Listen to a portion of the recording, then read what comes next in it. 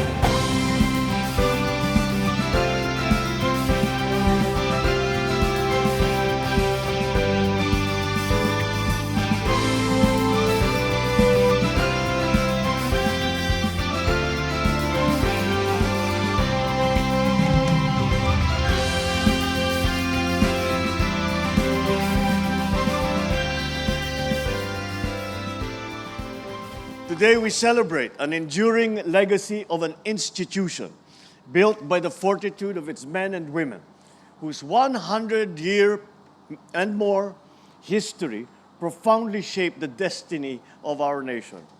So despite rough seas, existing dangers, the psychological toll you serve, not simply out of duty for the Republic, but because that is innately who you are. You are guardians of our people. The Philippine Navy has been a constant force in our Hader response operations, deploying fleet marine teams to rescue distressed fishing vessels and to respond whenever extreme typhoons and other disasters strike. In every mission, the Navy proves that maritime strength is measured by the character, clarity of mission, and the commitment of those who serve. That same commitment to duty was clearly seen in the West Philippine Sea and in other maritime outposts. We stand firm. We will never tolerate any act of disrespect against our sovereignty. We will continue to safeguard our maritime zones and exercise our maritime entitlements in accordance with international law. Wala tayong isusuko, wala tayong papapabayaan. What we witnessed during the commissioning ceremony of the Navy's 2 newly acquired vessels, the BRP Miguel Malvar and the BRP Albert Mahini, is a Philippine Navy that is modernizing, that is evolving, and is ready to conduct more complex and effective operations in promoting the country's national interest. Through the AFP modernization program, especially through Horizon 3, we are investing in responsive and up-to-date assets and systems to ensure that our Navy remains a formidable force in the region. To the brave men and women of the Philippine Navy, you consistently show us what real service looks like. Despite being far from home and facing the challenges of long days and rough seas, you still carry on with your strength, commitment, and with your resolve. This is your Commander-in-Chief wishing you fair winds and following seas. And once again, happy anniversary.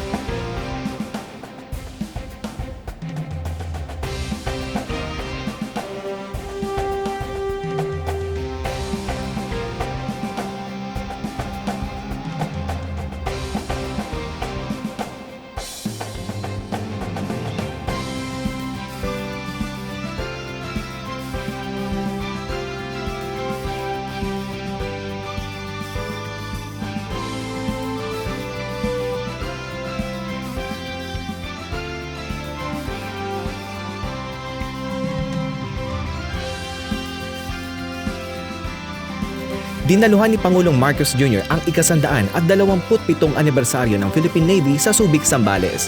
Bilang Commander-in-Chief, pinangunahan niya ang christening rites at commissioning ceremony para sa 2 bagong naval assets, ang patrol gun boat at guided missile free jet. Pinarangalan din ng Pangulo ang ilang personnel at units ng Philippine Navy sa kanilang kahusayan at dedikasyon sa pagganap ng kani-kanilang tungkulin. Sa selebrasyong ito, ipinagdiwang ang katatagan ng hukbong dagat ng Pilipinas sa pagtugon sa mga bagong banta sa seguridad, ang aktibong papel nito sa Regional Maritime Cooperation at ang patuloy na modernisasyon upang protektahan ang karagatan na kabilang sa teritoryo ng Pilipinas.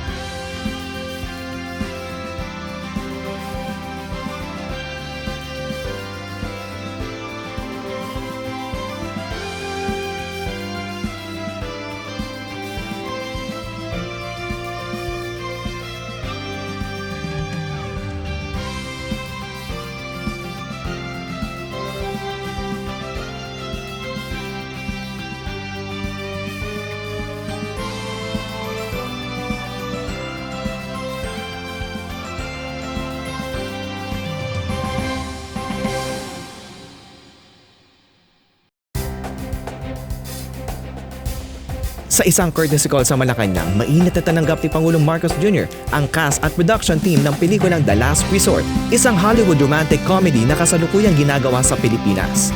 Sa kanyang mensahe, ipinahayag ng Pangulo na isa itong hakbang upang muling kilalanin ng Pilipinas bilang isang pangunahing destinasyon ng Hollywood films na inaasahang magpapalakas sa turismo ng bansa. Ibinahagi rin ng production team ang ilang behind-the-scenes footage tampok ang masasarap na pagkaing Pinoy, mga natatanging tourist spots at ang pakikipagkapwa ng mga Pilipino.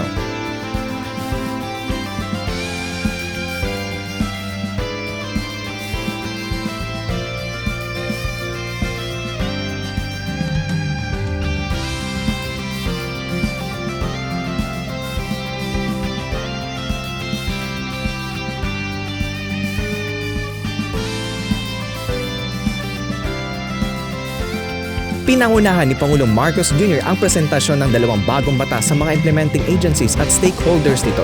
Isa rito ang Republic Act No. 12145 o ang Economy, Planning and Development Act na nilagdaan noong April 10, 2025. Sa ilalim ng batas na ito, binuo ang Department of Economy, Planning and Development o DepDev na papalit sa National Economic and Development Authority o NEDA. Kasunod nito, ipinresenta ang PVOX Modernization Act o Republic Act No. 12180 na nilagdaan noong April 24, 2025. Layunin nitong gawing moderno ang Philippine Institute of Volcanology and Seismology o PVOX. Marami ang nagtatanong, bakit pa ba natin kailangan yung DepDev? Sa mga nakaraang taon, nakita natin maraming mahuhusay na plano ang nananatiling plano na lamang. May mga proyektong inaprubahan, ngunit hindi lahat ay kaagad nating naisasagawa. Magiging katuwang natin ang DepDev sa pagtiyak sa paggamit ng ating pondo na ipapatupad ang programa ng WASTO at naghahatid ng pakinabang sa mamamayan. Titiyakin natin na ang DepDev na pagka may ipinangakong tulay, paaralan, health center, mga kalsada ay matatapos sa tinakdang panahon at magagamit ng isang bayanan. Amon ko sa gabinete at mga pinuno ng ahensya, siguruhing matatapos ang mga proyekto ng ayon sa schedule at sa budget. Hindi na tayo papayag na may masyadong cost overrun, mayroong mga time extension, wala namang makatwirang dahilan, and no to non-performing projects. Kaya pinapalakas natin ang paghahanda laban sa sakuna at itinaguyod ang kaligtasan ng mga mamamayan sa pamamagitan ng PhilVox Modernization Act. Sa ilalim ng PhilVox Modernization Act, mas mapapabilis ang paghahatid ng sapat at napapanahong impormasyon na makakatulong sa ating pagharap sa kalamidad. Magpapatayo ang PhilVox ng bagong laboratorio, Centralized Data Center, Learning Hub. Palalawakin palalo natin ang monitoring network at pag-iigtingin din ang pagmamatyag sa mga aktibong bulkan sa buong bansa.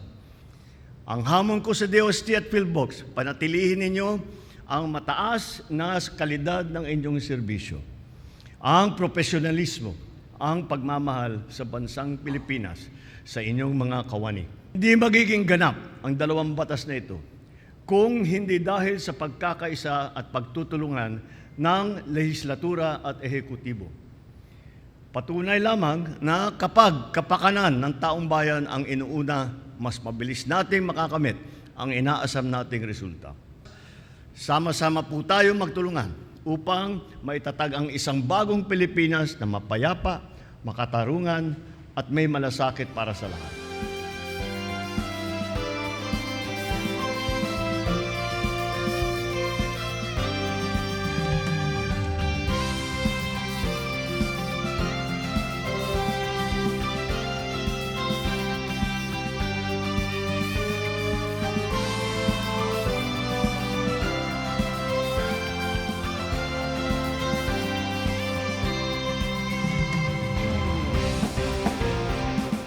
Para sa mas maunlad na sektor ng agrikultura, pinangunahan ni Pangulong Marcos Jr. ang groundbreaking ceremony ng Lower Agno River Irrigation System Paitan Dam, isang pangunahing proyektong irigasyon para sa tuloy-tuloy na patubig sa mga probinsya ng Pangasinan, Tarlac at Nueva Ecija.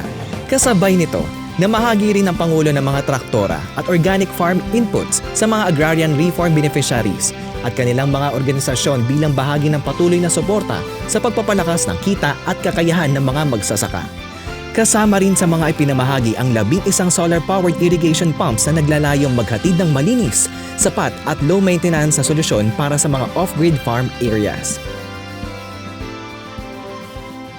Patunay ito na kung sama-sama tayong kikilos, kayang-kaya nating isulong ang makabagong teknolohiya na mapapakinabangan ng ating mga magsasaka. Kapit-bisig natin palakasin ang sektor ng agrikultura at tiyakin na may pagkain sa hapag ng bawat Pilipino. Ang patunayan na taglay natin ang diwa ng bagong Pilipina na may disiplina, may husay at may pagmamahal sa bayan. Maraming salamat po at mabuhay ang ating mga magsasaka.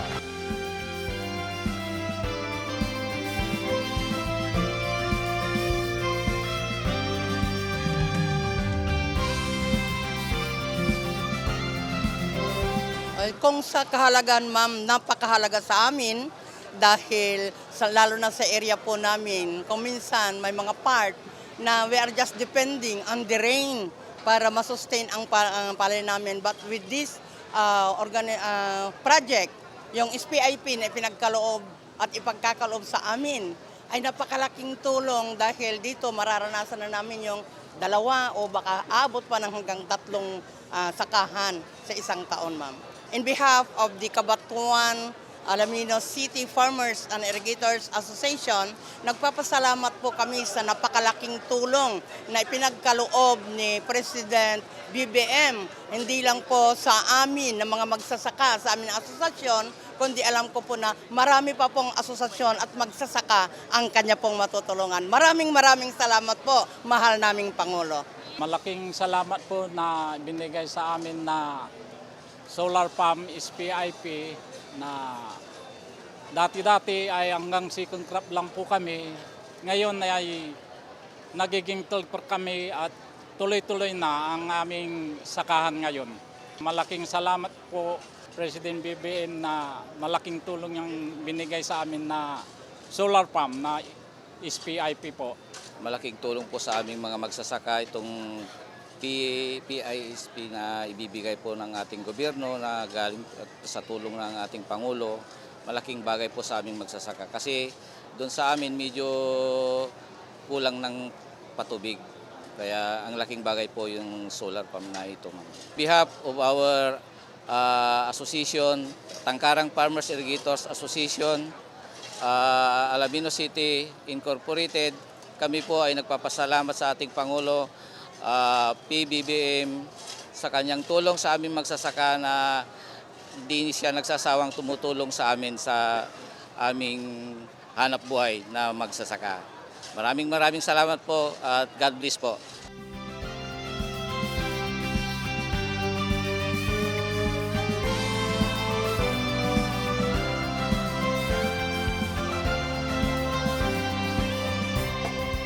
Kilala ang Pangasinan pagdating sa pasyalan, turismo, pagkain, gaya ng Alaminos longganisa, bangus, puto, tupig at bagoong isda.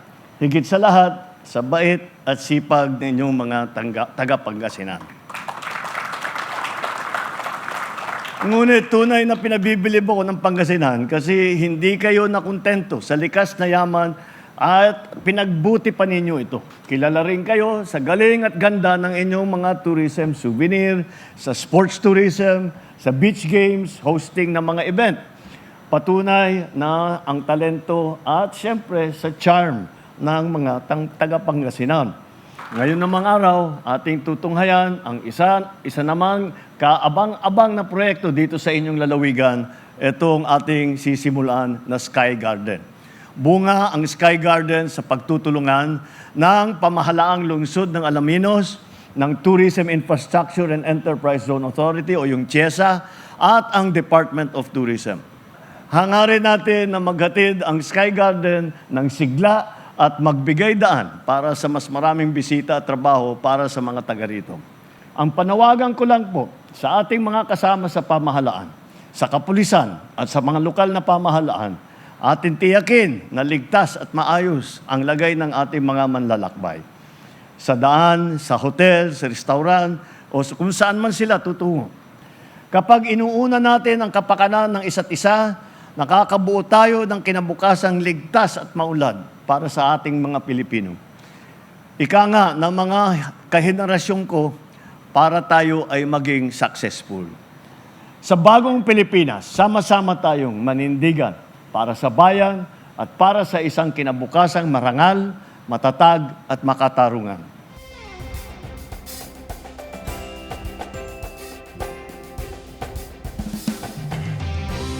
Pinangunahan ni Pangulong Marcos Jr. ang groundbreaking ceremony ng Sky Garden Project sa lungsod ng Alaminos sa lalawigan ng Pangasinan. Tampok sa proyektong ito ang elevated green spaces, walkways, seating areas at interactive zones para sa pampublikong pakikisalamuha at cultural exchange. Kasama rin sa itatayo ang parking spaces, shopping center, multipurpose hall at viewing decks na may panoramic views, pati na ang sustainable design features tulad ng passive cooling systems.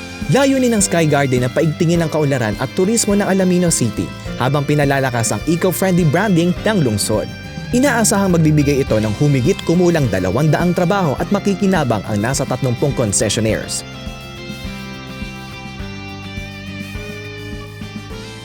Ang project na itong i-groundbreak natin, actually this is not just the project na ginagawa ng national government. As you can see, itong lugar na to. So, this is a baywalk connecting to Mangrove Park. And with this Sky Garden project, lalong lalakas ang tourism sa buong probinsya actually. Not just Alaminos but the entire province. Dahil po sa mga development na ginagawa ng national government, provincial government, and local government. So last year, naglalaro na po tayo sa more or less 500,000 tourist arrival every year. So kumikita na rin po ang city dito ng almost 50 million a year for the entrance fee alone. With this project, syempre, naniniwala po tayo na lalong lalakas, lalong lalago ang turismo dito. Kasi napakalayo namin sa Metro Manila. Dulo na po kami dito at ang major source of livelihood namin talaga is tourism. This is a 40 hectares property and we are developing this into an sports tourism. So yung lugar na to, hopefully we can do that for the next 5 years. So ito, nag-umpisa na with this Sky Garden. So makikita na natin ang picture ng turismo sa First District ng Pangasinan. Kaya nga natutuwa kami kasi isa kami sa nakikinabang sa Bagong Pilipinas program ng ating Pangulo. Actually, sabi ko nga, hindi lang yung Sky Garden eh. With all this project tingnan niyo yung baywalk na yan. So galing din po yan sa Bagong Pilipinas. Kasi hindi naman natin magagawa yan without the support of the President.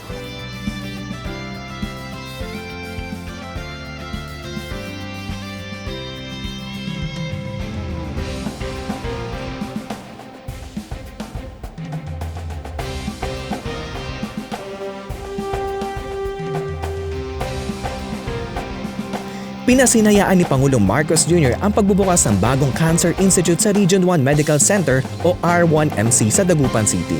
Isa itong state-of-the-art facility na naghahatid ng multidisciplinary oncology services gaya ng radiotherapy, nuclear medicine, chemotherapy at marami pang iba. Magsisilbi itong cancer treatment hub para sa buong Northern Luzon. Ang naturang kaganapan ay bahagi ng Centennial Celebration ng R1MC bilang suporta sa layunin ng pamahalaan na palakasin ng cancer prevention, early detection at treatment sa ilalim ng National Integrated Cancer Control Act. Hindi sapat na nasa kamay nilaan lang ang pagamutan. Kailangan natin ilapit ang serbisyo na ito. Noon pa man, sinabi ko na, kahit anong ganda ng ating ekonomiya, kahit gaano karami ang trabaho o taas ng sweldo, hindi ito nararamdaman ng ating mga kababayan kung may iniindang sakit. Kaya tayo po ay nakatutok sa pagsasaayos ng papalakas ng ating healthcare system. Para sa bawat pasyente, mga magulang na nagdadasal, mga anak na umaasa na pagalingin si nanay o si tatay, hindi po kayo nag-iisa. Kaagapay ninyo kami sa laban na ito. Sama-sama tayong magpagaling at magtatagumpay. Napakalaking tulong ito kasi imagine nung wala pa itong cancer center natin, the patient referred to Manila will wait for at least 6 months to be treated. Yung mga iba, siyempre, sinamang palad na, they cannot wait for 6 months. Yung mga iba, minalas na disgrasya na sa sakit nila. So, the Department of Health, through the initiative of Region 1 Medical Center, had conceptualized on establishing cancer center dito sa North Central Luzon. Yung mga equipments na nandito, yun rin ang mga equipments na madatatnan natin sa Manila. So our patients will not queue sa Manila to be treated with cancer, dito na sila sa ating facility. We cater the provinces of Zambales, Tarlac, Nueva Ecija, and also help Baguio General Hospital dun sa Cordillera. So there are a lot of patients here, and at times we share medical specialists also. Yung mga specialist nila sa Baguio, pwede rin manggamot dito. Ganon din yung sa atin, under the Department of Health. Itong facility natin fully operational na ngayon. This is only a formal inauguration, and we are very fortunate that the President will come for the inauguration. Actually, we had already catered, since the soft opening, 59,000 patients na. And we cater at least 80 consultation and treatments daily dito sa ating facility. The commitment of Region 1 Medical Center and the Department of Health is iparating sa mamamayan yung ating serbisyo medikal. At ang serbisyo medikal na ito, kagaya ho ng ating Cancer Institute, ay libre sa bagong Pilipinas. Para sa amin po dito sa Pangasinan po, malaking tulong po na may naitayo po dito sa Dagupan.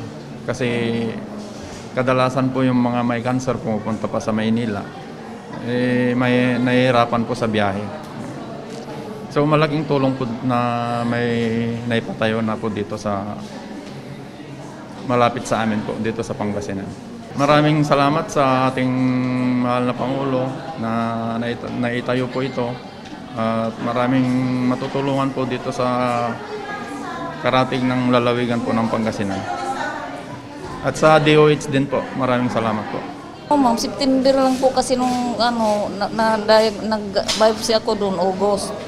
Tapos na meron daw ako cancer kanto. Kaya pinapunta na nila ako dito. Malaking tulong po sa amin, ma'am, kasi wala kaming hindi namin ma-afford yung yung bayan. Sana po tuloy-tuloy ng ganito, ma'am, para kaming walang pambayan, pwede kaming malibre. Last May 8, 2025, the President signed the Republic Act increasing the bed capacity of this hospital from 600 to 1,500.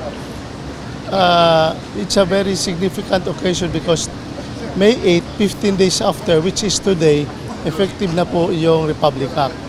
So it's now a 1,500 bed. So we are now expanding the health services of this hospital.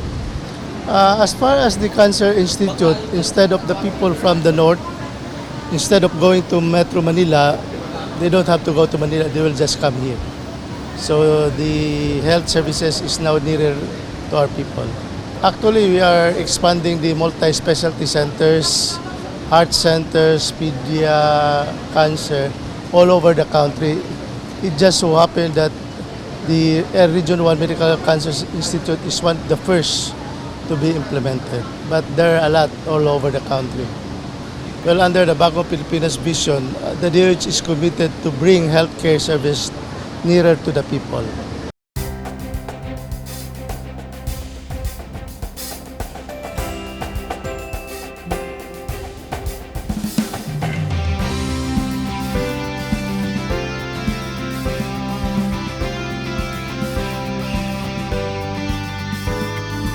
Bago matapos ang linggo, pinangunahan ni Pangulong Ferdinand R. Marcos Jr. ang pagbubukas ng palarong pambansa ngayong taon sa Lawag City, Ilocos Norte. Matapos ang 57 taon, muling nagbabalik ang palarong pambansa sa nasabing probinsya kung saan 2 syudad at 8 munisipalidad ang magsisilbing venues. Tampok sa palaro ang 24 na regular sports kabilang ang athletics, basketball, volleyball, gymnastics, taekwondo at swimming. Kasama rin ang demonstration sports tulad ng weightlifting at exhibition events na kickboxing, football at futsal para sa mga kababaihan. Magkakaroon din ng special category para sa mga atletang may kapansanan tulad ng para-athletics, para-swimming, badchi at goalball. Tinatayang mahigit 1,700 medalya ang mapapanalunan mula sa mga regular sports, demonstration sports at para-games. Isasama rin sa paligsahan ang laro ng lahi na tampok ang mga tradisyonal na laro. Layunin nitong mapanatili ang kulturang Pilipino at pagkakakilanlan sa larangan ng palakasan.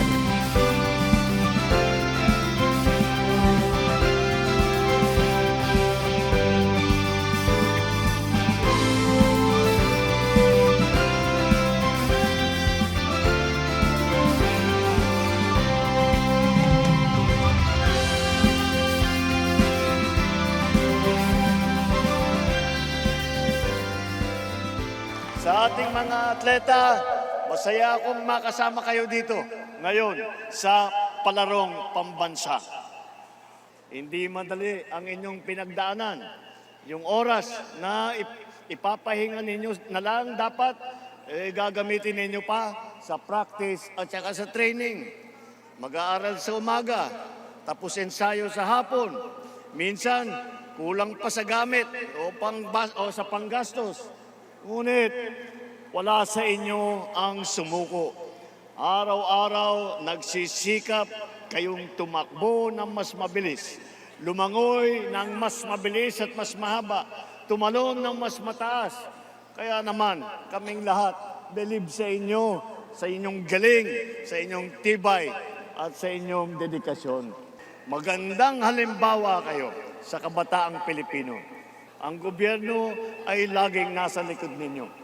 Tutulungan namin kayong maabot ang inyong mga pangarap. Dahil ang panalo ninyo, panalo na rin namin.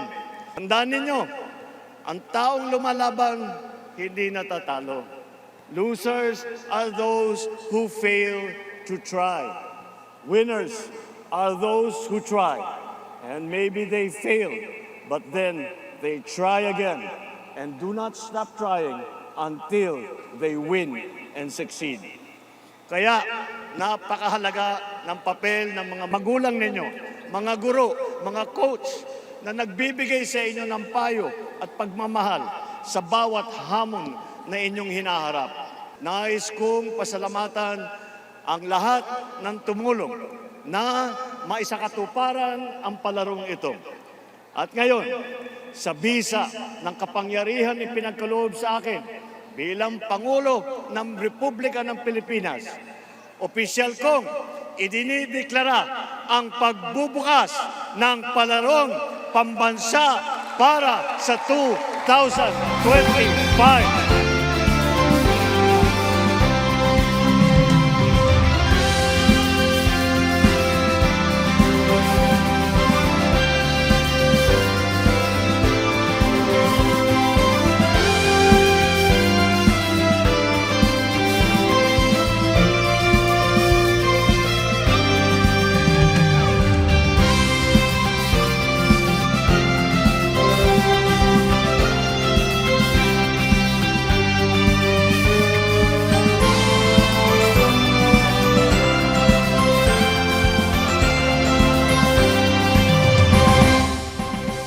Medyo matindi yung preparations namin dahil prepared kami sa lahat.